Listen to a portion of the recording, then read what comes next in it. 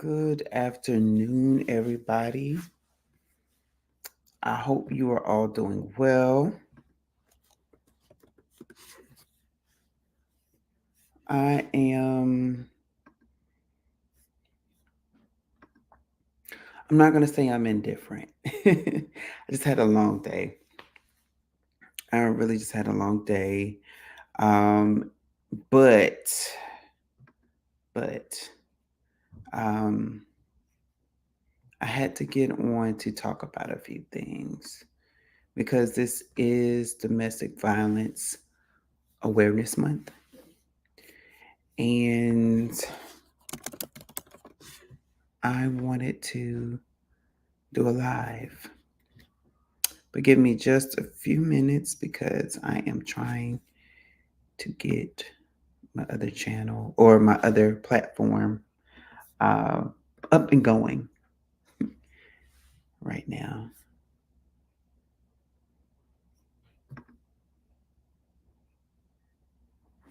All right. So it does not seem like it will do that today, but that is okay because whenever you watch this, this is for you. I hope you get something out of it. So I was thinking about, let me go back because I have not prayed. So I am going to pray. Lord, thank you for tonight. I thank you for this conversation that we're going to have. Please remove me and you step in for what you would like the viewers to hear, to know,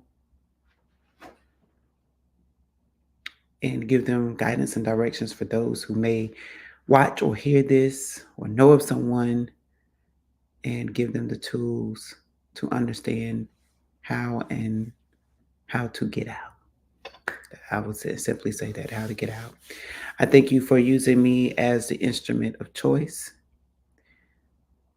And I thank you for the testimonies surrounding this topic. In Jesus' name I pray. Amen.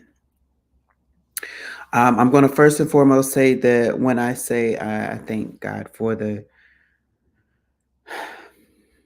examples for this topic or the inspirations, it's not to say that I'm glad that it happened, but I'm glad that something positive came out of the stories.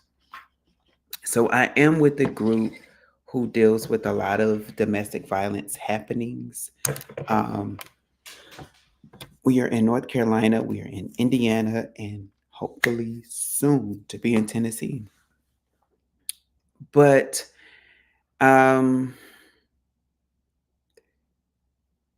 I had last night. I was doing some meditation before I went to sleep, and all of a sudden, out of nowhere, I just began to think about a cousin of mine who passed away due to due to domestic violence.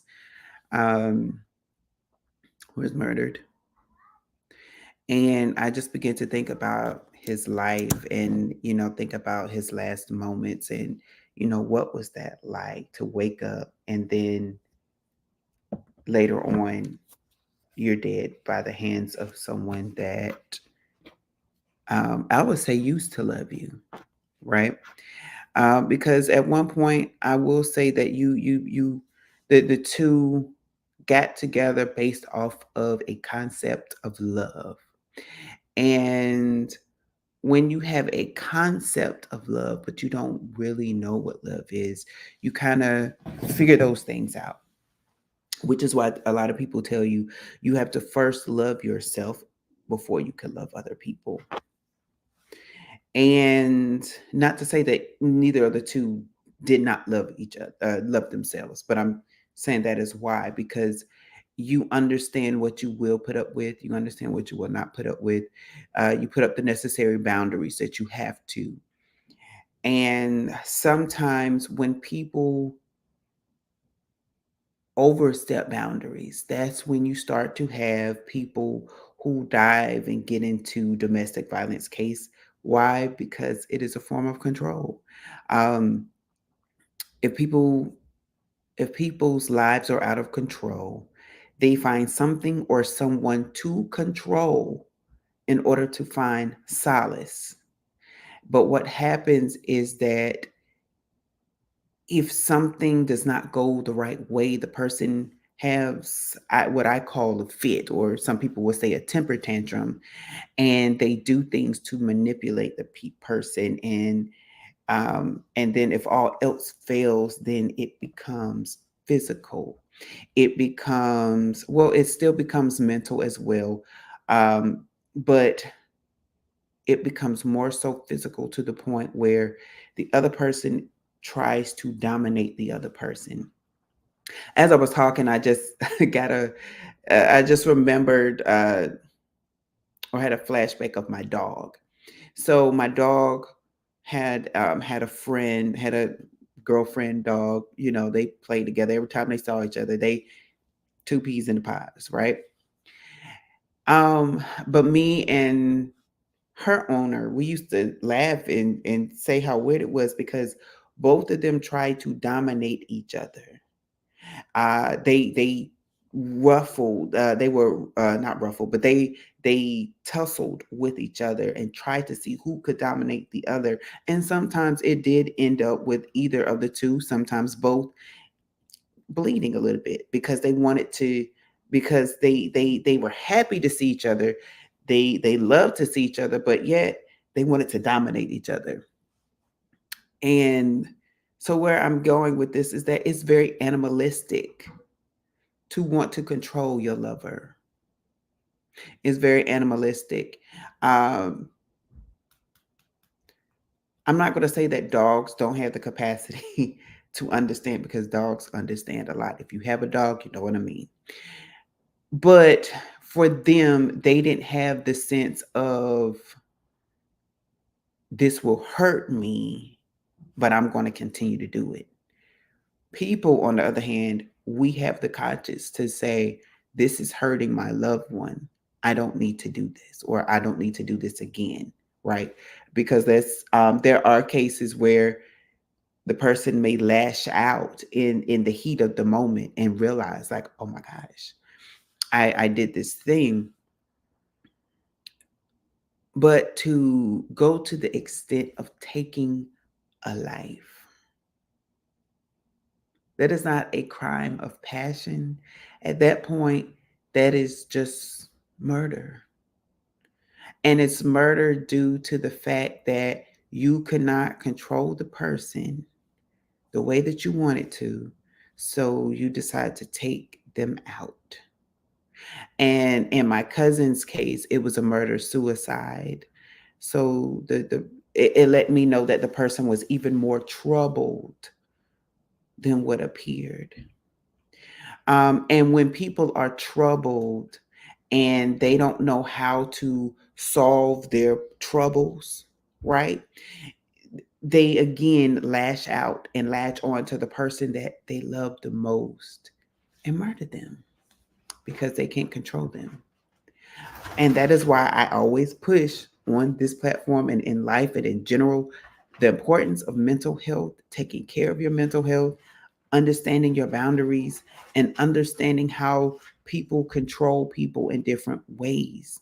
Manipulation is never, and I always say this, if you have to manipulate somebody, no matter what it is, whether it's a job, whether it's a position, whether you have authority or you're just an older person, or let's be honest, you're a younger person dealing with an older person at some capacity.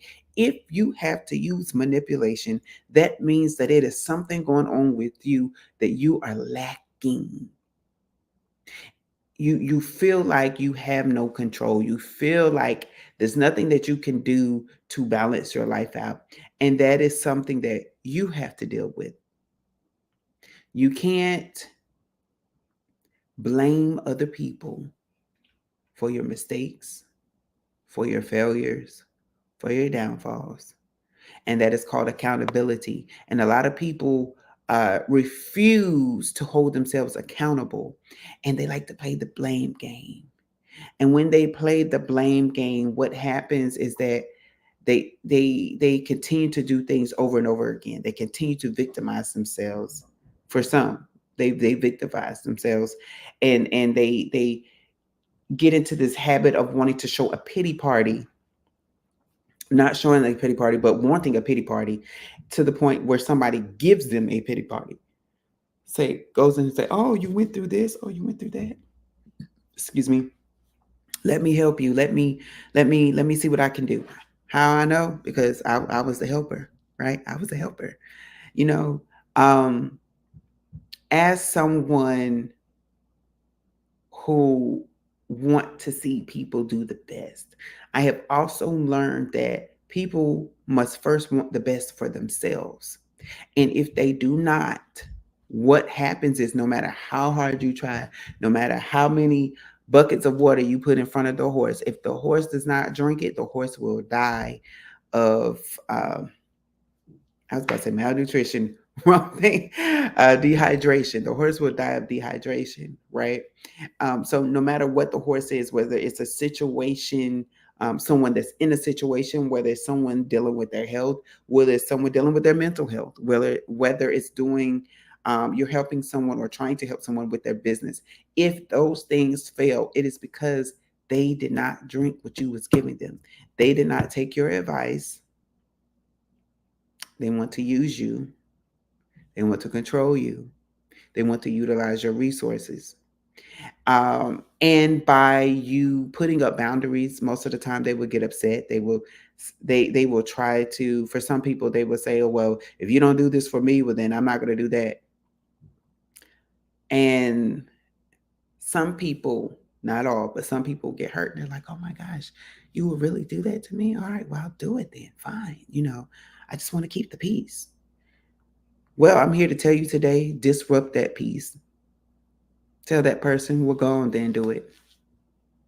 Um, I said this to someone else.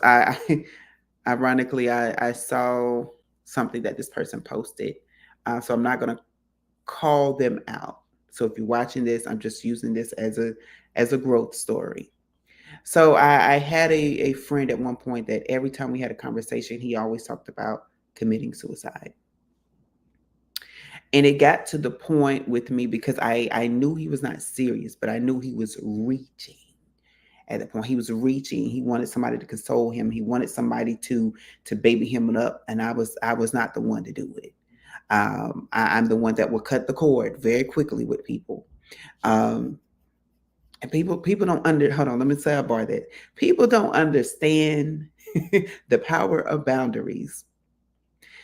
And I tell people, I can love you down. I can give you the world. But the minute we part ways, the minute we go left, oh, I can cut it off. Why? Because that is a boundary. You no longer get those resources. You no longer have access to me. You no longer get the essence of me. Why? Because I need to save that for myself and save it for the future, meaning the next person that's going to come into my life. So, anyway, um, he kept saying, oh, I'm going to kill myself. Oh, I'm going to kill myself. And I got so frustrated. I said, well, fine, just do it. I said, but you know where that leads. I said, because I'm tired of you saying the same stuff over again. I'm tired of you saying that you and I said this, you are claiming to be a Christian and you are claiming that God is a big God, but yet you are telling me that you're thinking about committing suicide. Well, go ahead and commit suicide then. I know that is not the thing to say. But at that moment, I had to wake that person up because I knew that he wasn't real, serious. And he said, why would you say that to me? And I said, because you're grasping for attention.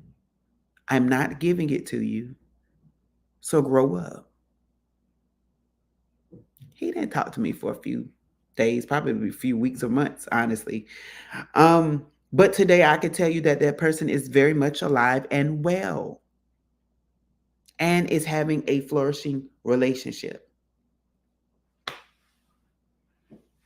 And so people will use different tactics like that to pull on your heartstrings. But when you start to put your foot down and put up boundaries, they no longer can play on those heartstrings. And guess what? That is when they have the most problem with you.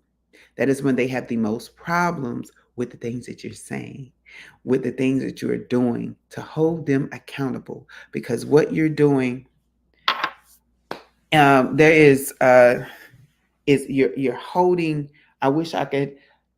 I wish I had a mirror close to me, but um, you're holding up the mirror like this, like a compact mirror. You're like, here, look at yourself. And they were like, I don't want to see it. I don't want to see it. And when people refuse to see themselves, it's because, again, they are dealing with something on the inside that they cannot, or they refuse, um, they refuse to handle, they refuse to look at, they refuse to acknowledge. And a part of healing is acknowledging that you even have the problem or that you're actually dealing with the thing. As long as you say that I'm not hurting while you are literally bleeding out, you are only fooling yourself. You're only fooling yourself. But getting back to domestic violence, when these people manipulate people and they decide that they are going to wipe out the other person's life, to wipe out the other person's existence, there is a residual because people that were connected to either side of the party is now feeling hurt that their loved one killed someone and hurt that their loved one was killed. And for the case of my cousin, there were two hurting families who had to deal and understand that their loved one could reach a point in their lives where they would get to that point of no longer existing because of internal issues that was happening. Now, I'm not going to say that my cousin was innocent because I don't know. I'm not going to say that he just provoked, but we weren't there in the house, right?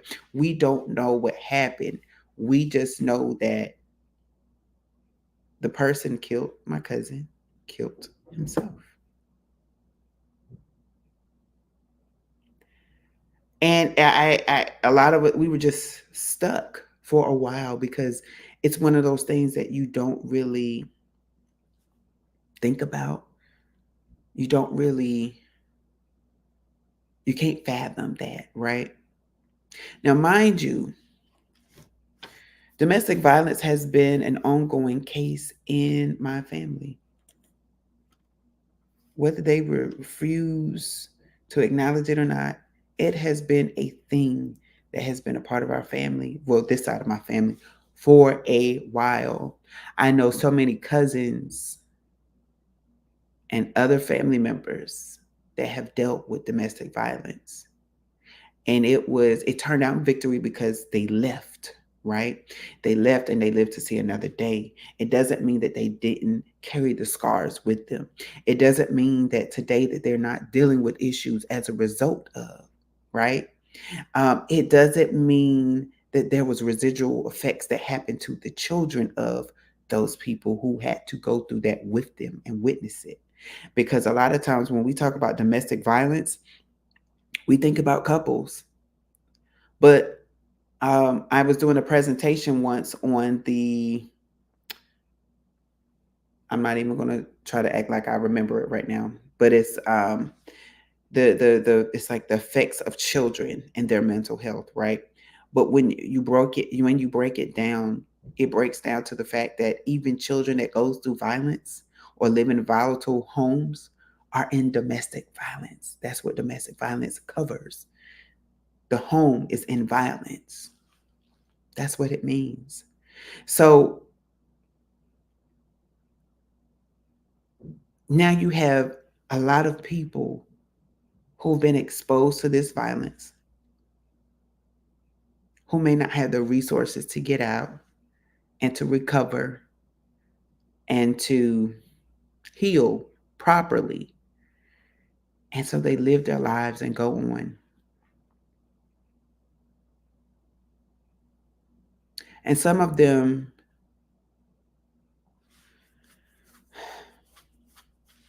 shy away from things.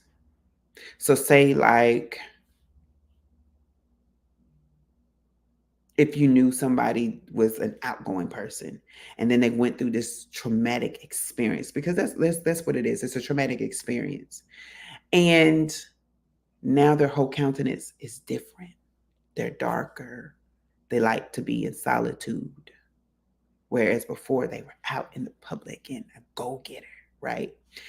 And so we now, as a community, as a nation, have to figure out how can we get those people to be healed from those experiences. And it takes more than just love. It takes more than just having a talk with them, but it actually takes giving them and encouraging them to get the resources that they need. Why? Because when those children grow up and they have children, they do things to their children that restrict them. And then their children develops something else. And let's be clear and serious, some sort of a mental health issue. And if that child has a child, once they become an adult, or even an early, let's be serious. Let's have a real conversation here. I know I'm the only one here, right? But have this conversation with whomever you're in the room with, whomever you're listening to with, or if you're in by yourself, have this conversation with someone. But now, okay, going back to the story. So now this child has a child and their mind is not mentally stable. And so now they're raising up this child to be in an unstable home.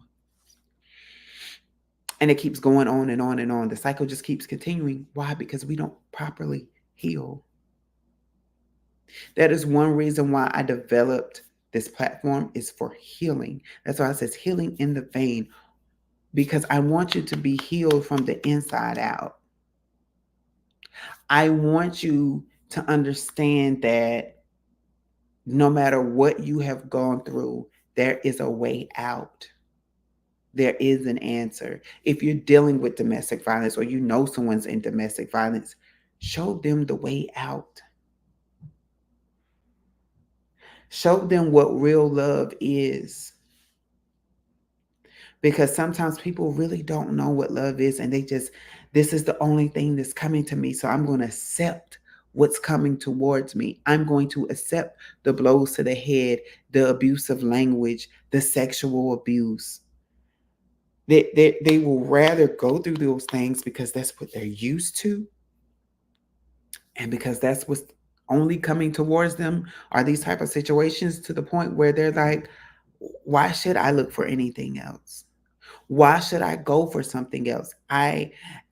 It's the devil that I know. That's what I've actually been told, that this is the devil that I know. I don't want nothing new. Show them the new anyway. Because oftentimes this person, sometimes they get out, sometimes they don't. Let's be honest. And the real conversation is, sometimes they can leave, but their abuser goes to prison, goes to jail for a few months or so, come out, and then continues to kill this person.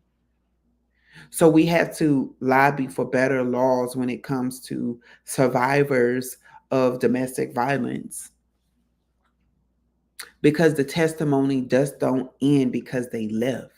The testimony doesn't just end because the person gets locked up or the other person moved to another state. No, the testimony is how how you were able to escape, how you were able to change your life, how were you able to get your mental, physical, and spiritual life whole again.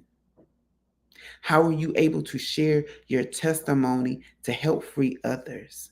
That is what the testimony is, right? So we can talk all day about God this, Jesus this, but it all boils down to humanity. It all boils down to humanity. How can we best be human and humane to other people? How can we be better physical people on this earth that will help encourage a spiritual growth, that will help encourage a new way of thinking, a new way of living? Because again, I showed you the patterns of the different family members and how the cycle continues and continues to go out until someone breaks the cycle, till someone says, no, no, no, no, no, no, I'm going to break this. I got to get my life together. I got to get myself together. That is how we progress. That is how we,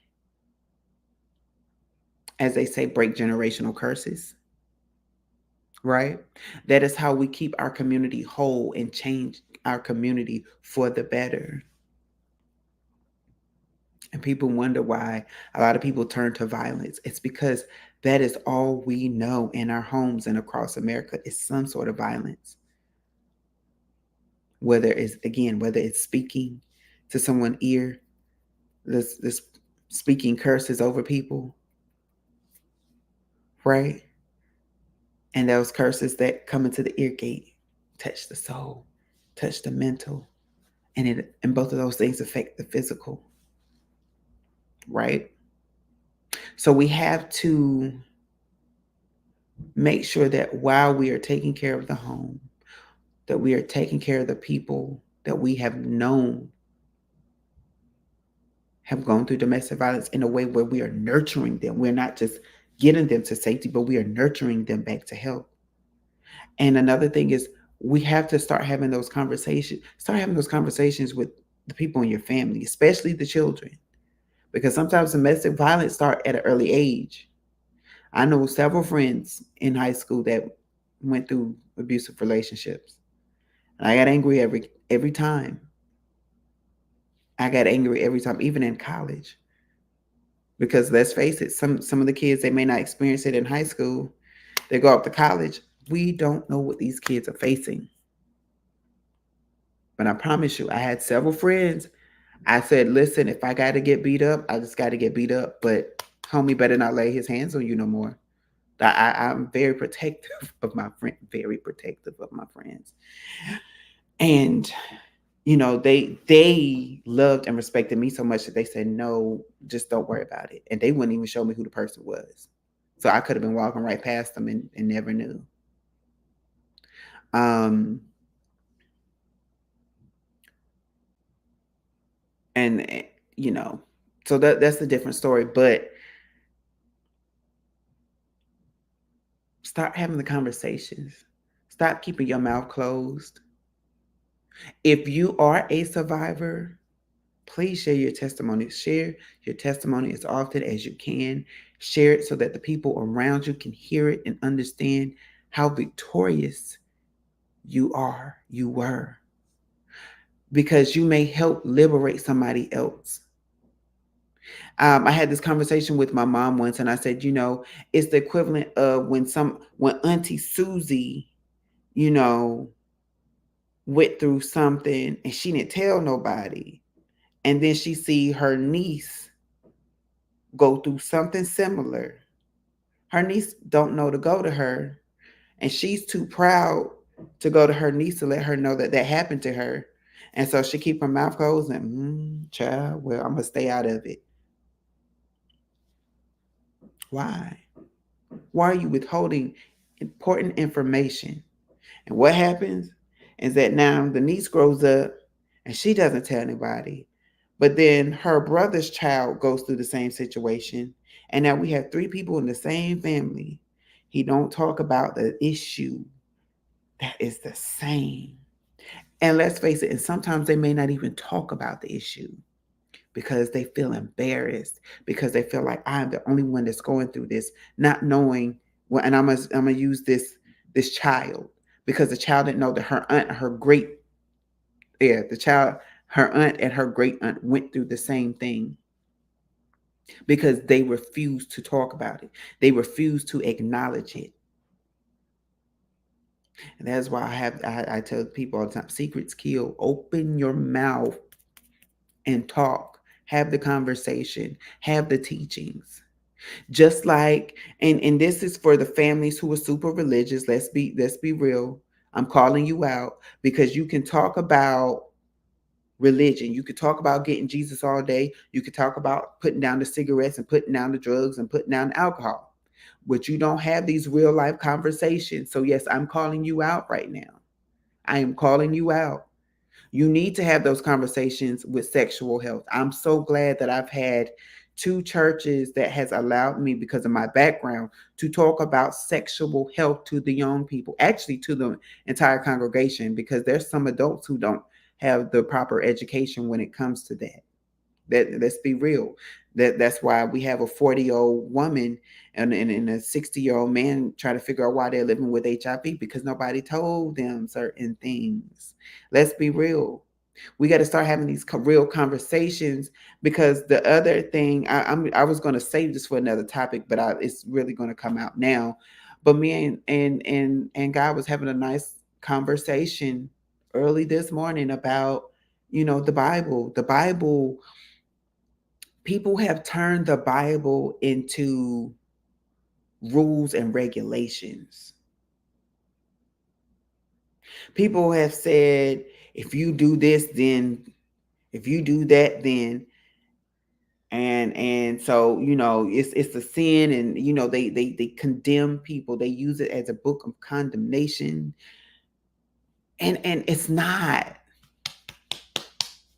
What did they say? The Bible is the basic instructions before leaving earth.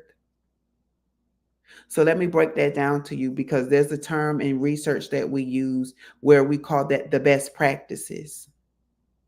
So the basic instructions before you leaving earth is a manual. It is, it's an instructional book on best practices.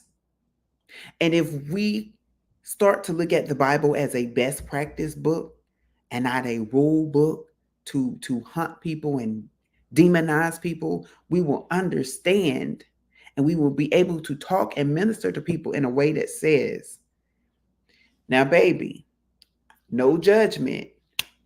You can go out there and have sex with 50 people a day if you want to. The Bible suggests that you get married, that you save yourself and you get married till you find the one. Why? Because if you do so, you keep yourself away from certain diseases, from certain spirits, from certain mental attacks, from domestic violence. But if you go out there, you have the possibility and potential of catching something, of becoming murdered, uh, of going through mental traumas, of losing everything and have to call up. We don't have those type of conversations with people.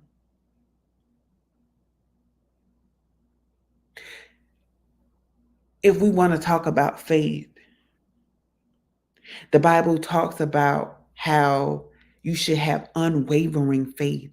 And the Bible gave you basic instructions before leaving this earth on the best practices of how to utilize your faith, how to extend your faith, how to push your faith, to activate your faith so that things can come together. And people have a hard time believing, because we've made everything so materialistic.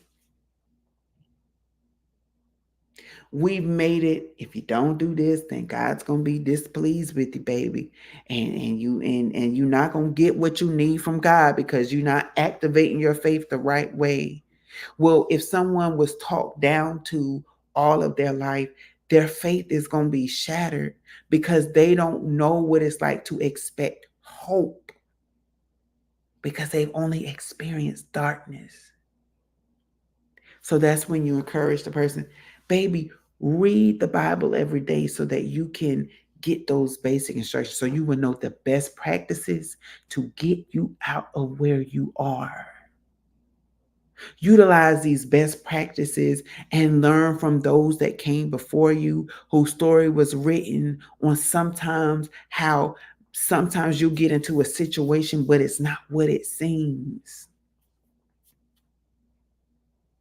And as I was talking, I was thinking about how, oh, forgive me because I can't think of his name right now. I was thinking about how the prophet was ordered to marry the harlot. I was thinking about how Moses was ordered to, I will say, I'm not going to really say ordered for him, but he was encouraged to leave the children of Israel out of Egypt, and was told to push past his fear because I'm going to send you help. And God performed all these miracles for the people. And they traveled 40 years, basically what we know today as in a circle. And then when they finally got to the Red Sea, God performed the biggest miracle he could right in front of their faces. And so when I was saying sometimes you have to do something and it may not look like what it's saying, because when the prophet said, "What, you want me to marry a harlot, a whore? What? I am a man of God. What would that look like, that me, the man of God, the sent from you, and you're ordering me to marry a harlot? Why?" And the children of Israel was like, "Moses, you took us out of Egypt to wander around in this desert for all this time, and we would have been better staying in Egypt." And there was a moment where God had to take them out. But then when they get to the Red Sea, okay, now Moses, we done traveled this desert for 40 years now. We done lost a lot of people.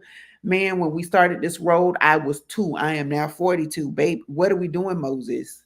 Because now we're at the Red Sea and it's looking like we about to be in the Dead Sea. Right. Did I say that right? I'm sorry, y'all. I just, my mind just went. But anyway, if you catch what I'm saying, right? And yeah, Red Sea to Dead Sea. Okay. And so now God performs this miracle, and they're like, "Oh, wow, we didn't know that this was the type of God that we serve." Now, come with me. You were in the desert, God provided you with bread from heaven, with meat, and with water every day in a desert. He led them by a cloud at night and a pillar of smoke in the day. And they didn't understand the power of God until he parted the Red Sea.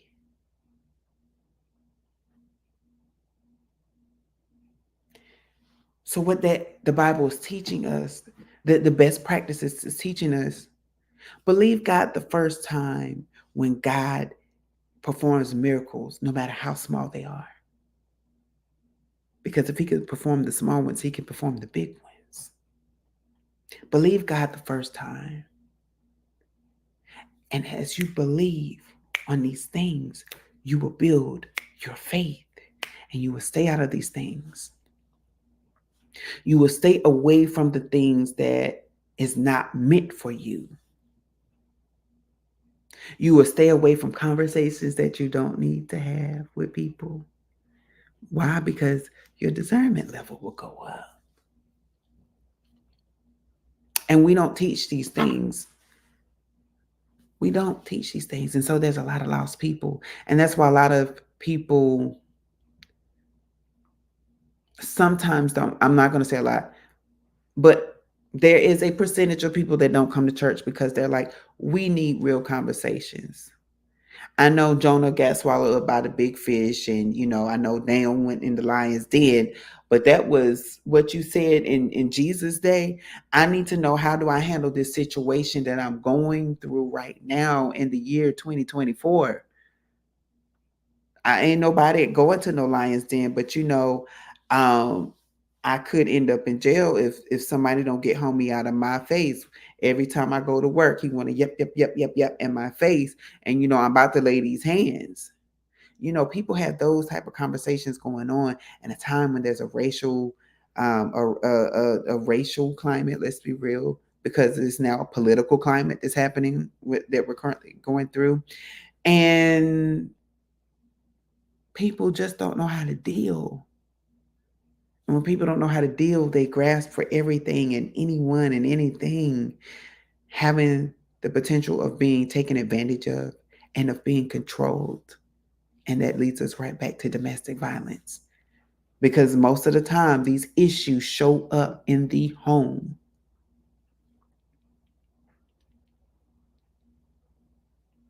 And it doesn't matter if you had a praying grandmother, if the grandmother's no longer here, and that baby don't know how to pray herself out of some things. Because we don't teach people how to pray the proper way. Because we don't show them that the way is a best practice, and it's not judging your life, but it's saying, baby, let's avoid some things. Let's correct some things the right way so that you can get it right. Because let's be serious. When churches want to talk about fixing things in the church, they go to that same basic instructions before leaving earth manual, and they point fingers. You need to get this together. We got to get this house together, and we need to do this, and we need to do that. And the people out there's some more people that need to do this, and they need to do that. Okay, but it's if this best practice is showing you alternative ways for the same issue, and you're going through the same issue, that means you don't have to put the blame game. It doesn't mean that you have to try to make yourself look and appear better than anyone else, because we all have fallen short. We all have sinned and fallen short. And, as they said, as Jesus said, let me clarify, he without sin cast the first stone. Nobody can cast a stone. Even if you had a thought about something that was unholy, or I want to slap her down the stairs, baby, that was not of God. That was your ego.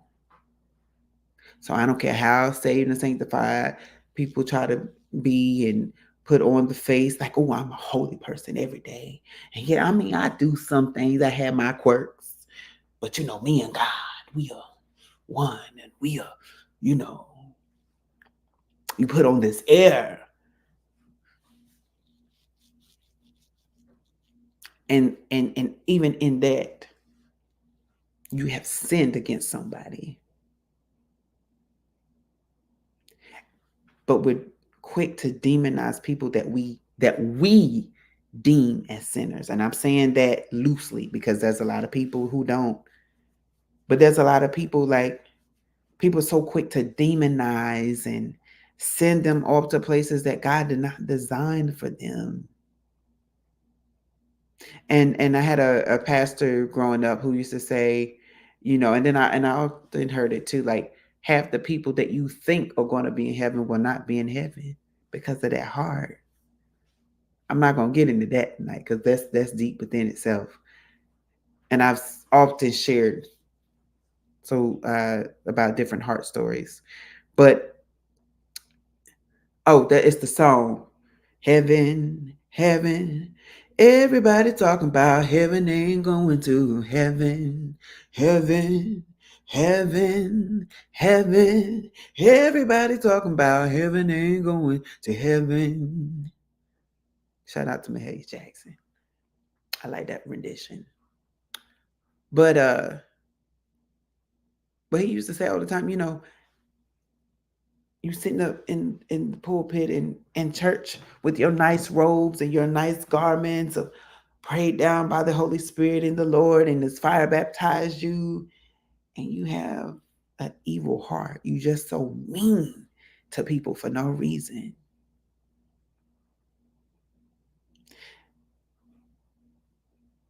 And God talks about that in the basic instructions before leaving earth.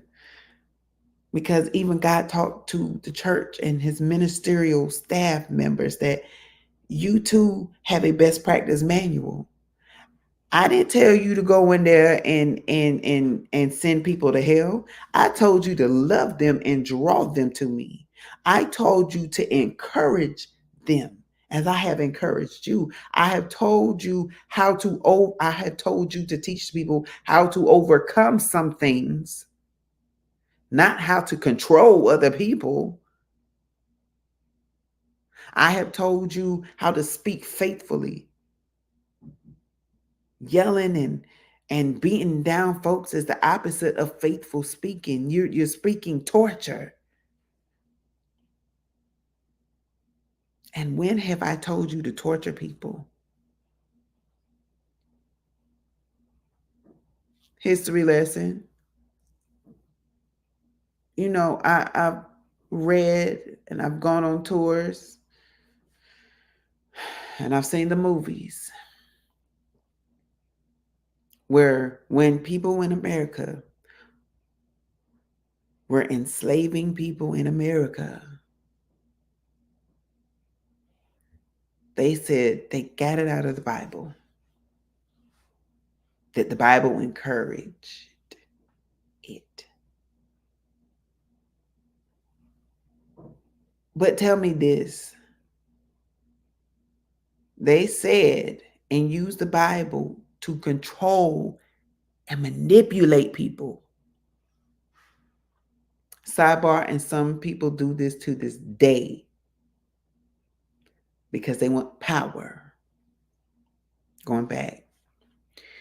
But if God says, I am a God of freedom, those who are free indeed. God has given me hinds feet to jump on the mountains. That's freedom.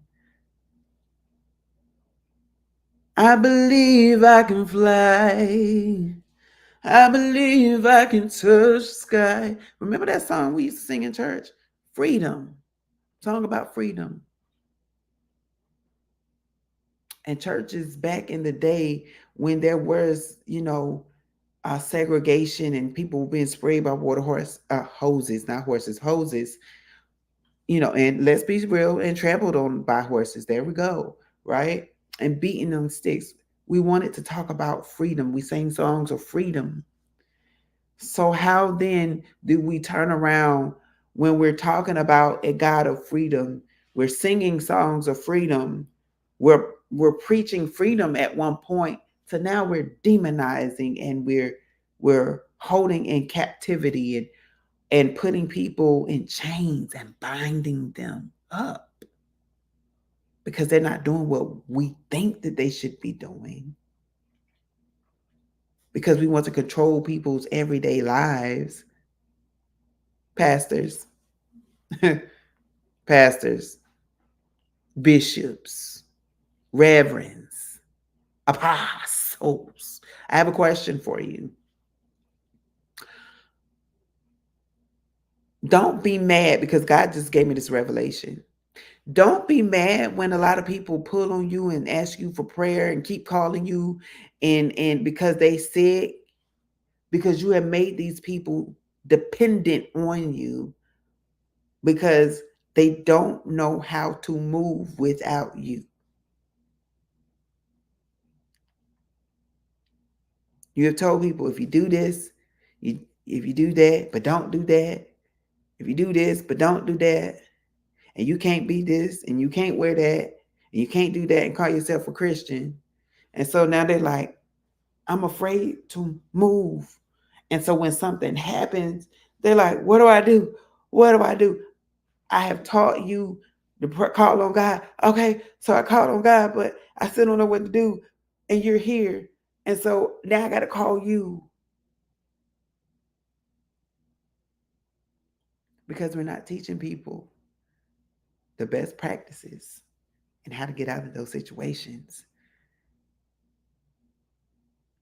Mm, mm, mm, mm. You know what the Holy Spirit just told me? And that is causing domestic violence in the house of God.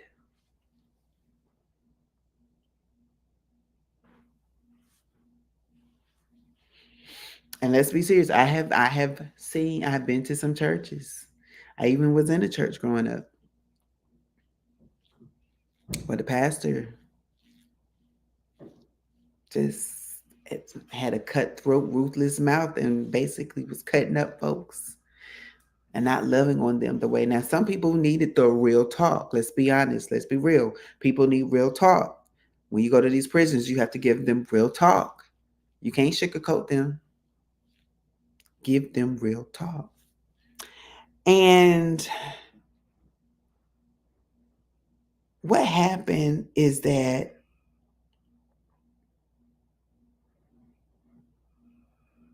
people became so hurt by these preachers that they stopped coming to church because they went through a traumatic experience that disrupted their mental and for some of them the spiritual, so they don't even go to church no more. All because they went through domestic violence in the house of God.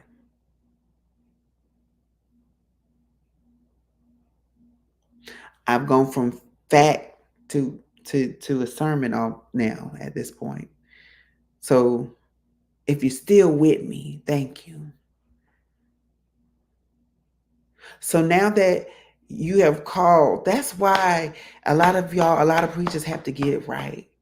Why a lot of men and women of God, and I'll say of God, need to get it right with folks. Because if we preaching about love and happiness and joy and the nine fruits of the spirit, but yet we causing bondage at the same time, that's like you saying, babe, oh baby, I love you. But I'm gonna lock you up in this room because I can't allow you to have your freedom because you representing me. You represented this house. And I gotta make sure that you represent it and you represent it right. I'm not gonna allow you to be your authentic self. I'm going to determine when you can come up. That was all mind control and controlling. Domestic violence in the house of God. And God is not pleased with that. That's why God was talking to me early this morning about domestic violence. And when you separate yourself and get before God,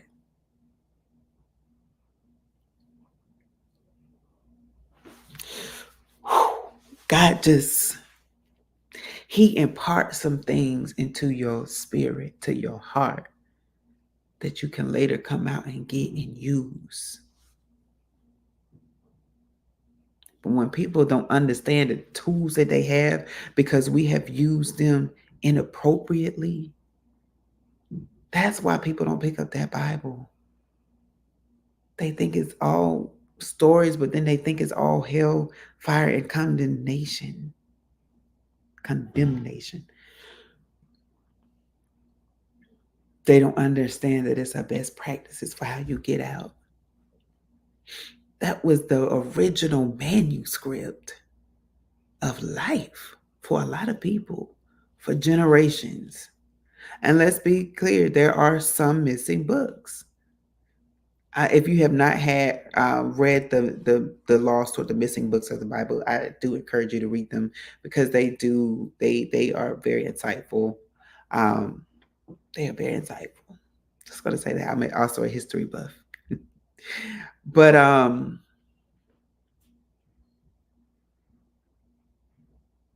I keep seeing Jesus turn over the tables in Rome.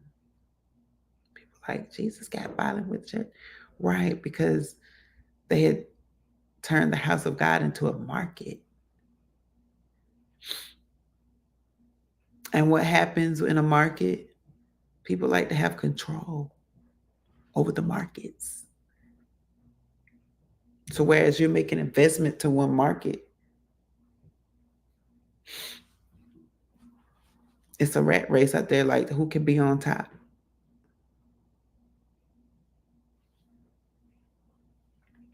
And so Jesus said, not my Father's house. No, you won't. You will not see who can be on top because he is at the top. He is the head. You will not get money off of my dad's property, my dad's sanctuary, so that you can take that money and control other people and to turn them away from this house, causing domestic violence in the house of God. How dare you?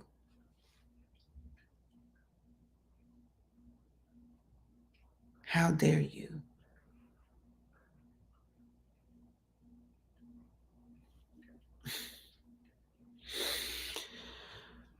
But I believe that there, for those that apply, for those that have been in churches and places, and I would say homes of relatives who have taught you the Bible the wrong way, I encourage you to give it another chance. I encourage you to read it now in a different format. Read it as if you're reading a best or how to, the cookbook of life. There we go. Just think of it as a cookbook. You just read it and follow the instructions. And whatever instructions that you get out of that reading, do it. Now, I'm not saying I go out there and start murdering folks, because let's be real. The Bible does have some murder mysteries and some murder scenes, okay? Meaning we don't know how, what happened with certain instances. I'm thinking about how God opened the earth and swallowed those people, right? We know he opened the earth, but to be there is a different thing than reading about it.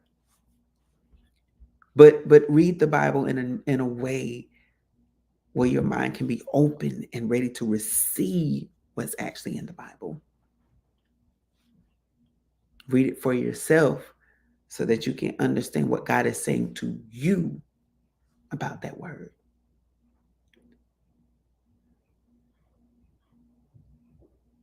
And that can help us get rid of the domestic violence that's in the house of God and maybe in our homes, to get people out of our homes that don't need to be there, to understand why entire families are wiped out.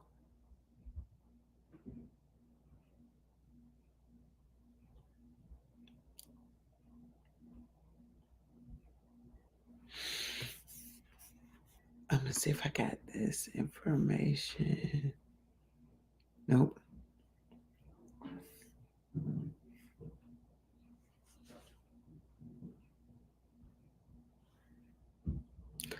That's not, no, I don't have it up here. But I just wanted you to kind of think also and reflect on what I just said, because we have to change some things. And if we do not, there are going to be more people in domestic violent cases, spiritually and physically.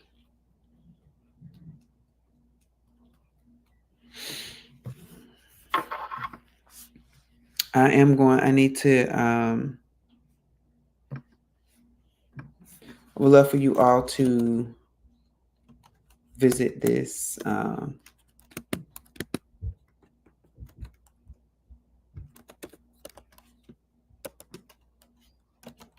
Just go to this organization. I'm going to share it on the screen just a few minutes.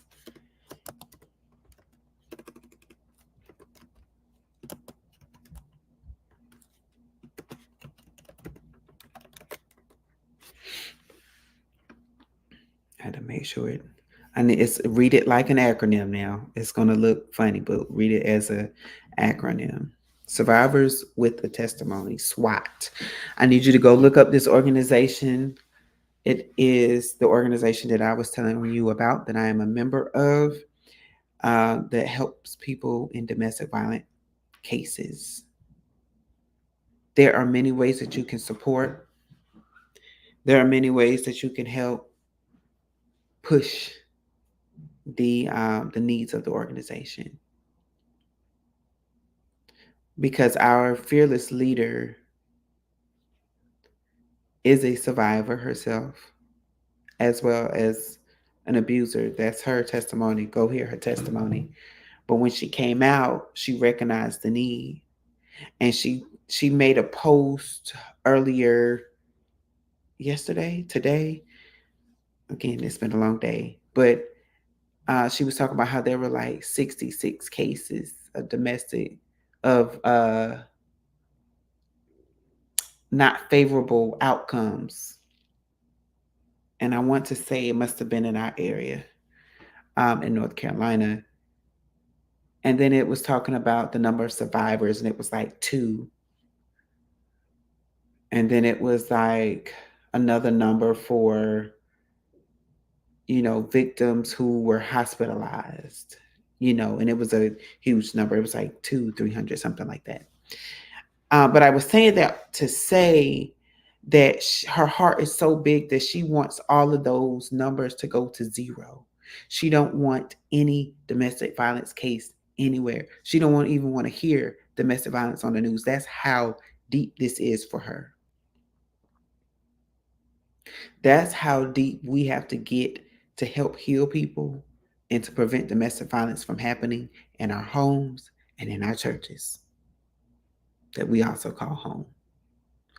So please help me support the organization. Again, it is SWAT, Survivors with the Testimony. If you would like to donate, please go find us on, oh my gosh, Instagram, Facebook. If you have either of the two, because you will see it. It's a purple background with gold letters that says SWAT, and there's a little cross in the top corner, right corner. So please go look us up, and if you cannot find us, feel free to contact me here. I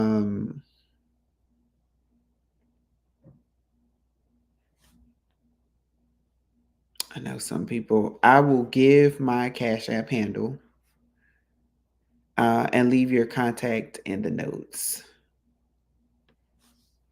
so that I can leave your contact information, like how you would like for me, whether it's your number or your email address.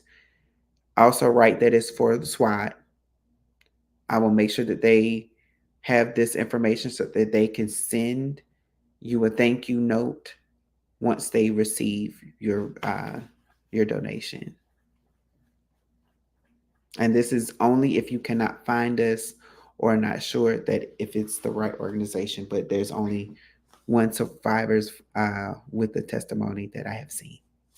So definitely do this based off of your wanting to, or your guidance by the Holy Spirit, or because you would like to support the cause. Let's be plain and simple. And we are a nonprofit. So if you're one that would need a letter for your taxes, we can get that to you as well. But thank you all for joining. Thank you all for listening. But most importantly, I'm going to go ahead and thank you and encourage you to talk to your family and your friends who are going through domestic violence cases, whether it's in church or in life. God bless you. And as I always say on this channel, don't try to be, don't think about it. Don't try to come up with a plan for it. Just be blessed. And have a good night.